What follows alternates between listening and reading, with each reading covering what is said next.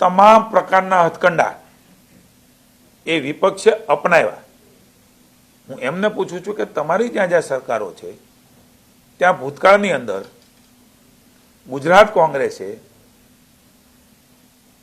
આ પ્રકારનો દુષ્કાળ પીડ્યો ત્યારે ખેડૂતને એ મજૂરી કામમાં લગાડ્યા હતા, એને કોઈ રકમ નહોતી આપી કે મજૂરી કરો અને તમે કમાવો।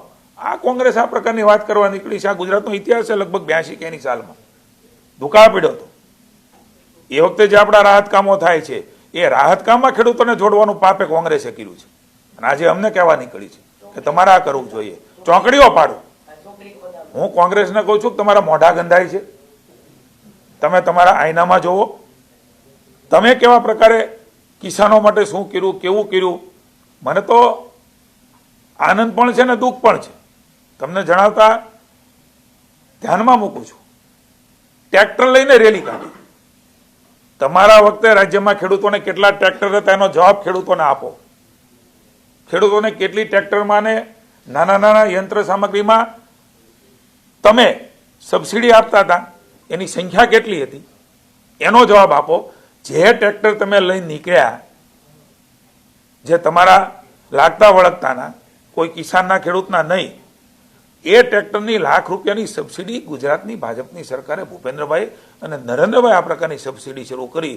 હું આપને ધ્યાને મૂકું છું કે એમના વખતમાં ખેડૂતો માટે કેટલી સબસિડી, કેટલી સહાય, કઈ કઈ યોજનાઓ હતી એ કોંગ્રેસ જાહેર કરે, હું એ જાહેર કરવા માટે તૈયાર છું કે એના પછી અમે કેટલી સહાયો કરી છે।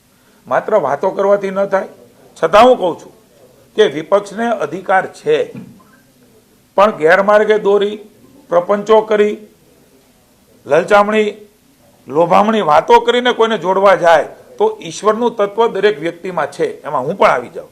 હું પણ આ પ્રકારની વાતો કરવા જાઉં તો કોઈ માણસ ન જોડાય, પણ જ્યારે તત્વ સાચું હોય છે ત્યારે જોડાતો હોય છે। અને અમે માનીએ છીએ કે ભારતીય જનતા પાર્ટી એક જાહેર જીવનની અંદર લોકસેવામાં એક તત્વ સાથે, સેવાના ભાવ સાથે કામ કરે છે। એટલા માટે પ્રજાએ 30 વર્ષથી આશીર્વાદ આપ્યા છે અને 27માં પણ વિપક્ષને કોંગ્રેસ આ દિવાલે લીખેલું સત્ય છે એ પ્રોપોગંડા કરે, જનતાના આશીર્વાદ એમને મળવાના નથી, કારણ કે એનો ભવ્ય ભૂતકાળ, કાળો ભૂતકાળ, ગુંડાગીરીનો ભૂતકાળ, ગામડું થરથર ધ્રુજતું હોય, ગામડામાં લોકો મત ના આપી શકે, પોલીસ સ્ટેશન એ કોંગ્રેસના આગેવાનોના કબજામાં હોય, કોઈ ફરિયાદી જાય ત્યારે આરોપી ના બેઠો હોય, આવા દ્રશ્યો કોંગ્રેસના વખતમાં પોલીસ સ્ટેશનોમાં જોયા છે।